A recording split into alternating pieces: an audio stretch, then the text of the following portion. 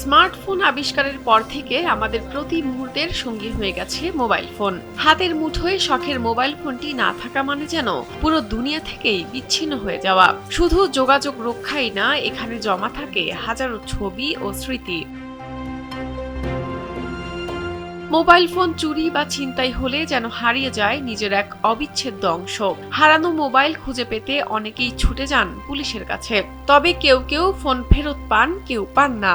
হারিয়ে যাওয়া mobile phone ফিরে পাওয়ার আনন্দ হার মানায় ঈদের আনন্দকেও। আবার তা যদি হয় ঈদের আগেই, তবে তা ঈদের আনন্দকে করে দেয় দ্বিগুণ।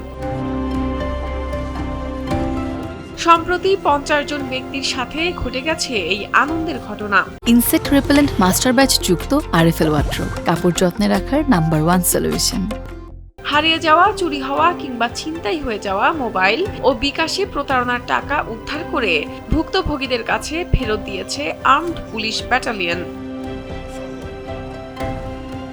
বুধবার দুপুরে ময়মনসিংহের মুক্তাগাছায় আর্মড পুলিশ ব্যাটালিয়নের অতিরিক্ত ডিআইজি কুতুবুদ্দিন আনুষ্ঠানিকভাবে 50টি হারানো মোবাইল ও বিকাশ প্রতারণার টাকা মালিকদের কাছে ফেরত দেন। দেশের বিভিন্ন এলাকা থেকে আসা ভুক্তভোগীরা তাদের হারানো সামগ্রী ফেরত পেয়ে দারুণ খুশি।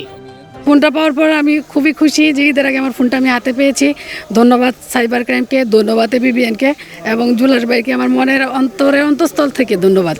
এই মুহূর্তে আসলে আমার অনুভূতি যদি বলি, সামনে তো ঈদ, তো আমার ঈদের খুশিটা দ্বিগুণ হয়ে গেছে। একটা মোবাইল মানে হচ্ছে এই না যে মোবাইলটা হচ্ছে কি মানে আমি হারাই ফেললাম, চলে গেছে, আবার নতুন একটা পাবো, এমন কিছু না।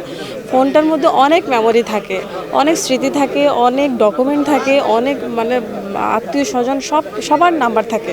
মোবাইল ফোন ফেরত দেওয়ার সময় ব্যাটালিয়ন অফিসাররা উপস্থিত ছিলেন।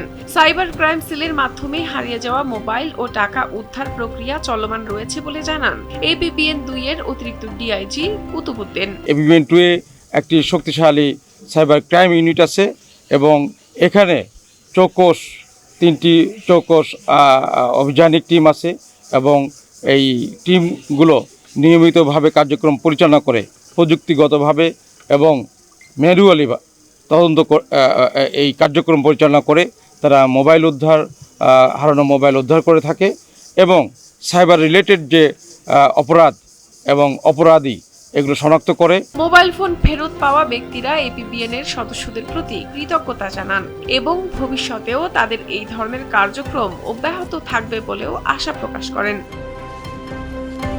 শাহনাজ পারভীন, কালবেলা।